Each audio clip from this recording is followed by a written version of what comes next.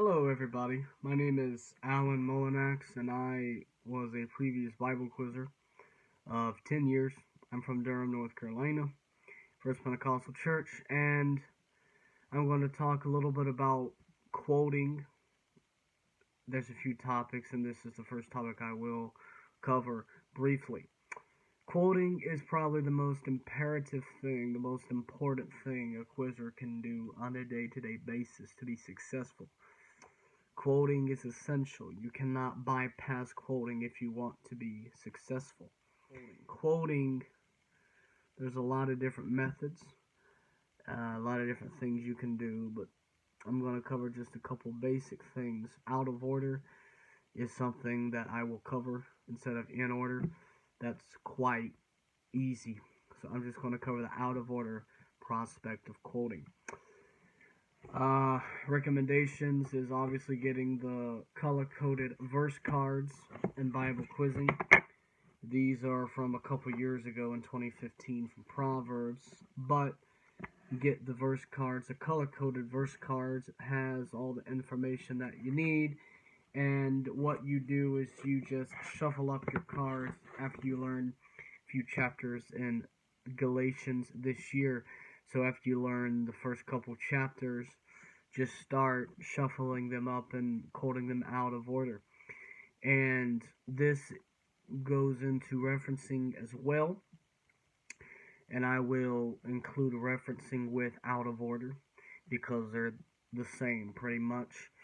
You shuffle your cards out of order, and what I do, I'll just tell you what I do for recommendation.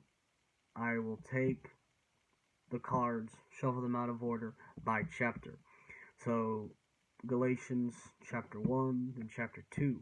And then once I get all of them down, I can quote all of chapter 1 out of order, all of chapter 2 out of order. I will shuffle chapter 1 and 2, and then they'll be together, and then 3, 4, 5, 6, and so forth. And eventually they'll all be jumbled together, and everything will be out of order. And eventually, once you get all your verses done and you start getting all of them out of order, you can divide them in sections. You can divide them in halves or thirds or even fourths, depending on how much you think you can quote a day. And seniors, that's an average of about 100 verses a day, and juniors maybe give or take 60 to 70 verses a day, and fourths, and then thirds, and then halves. They obviously would be more.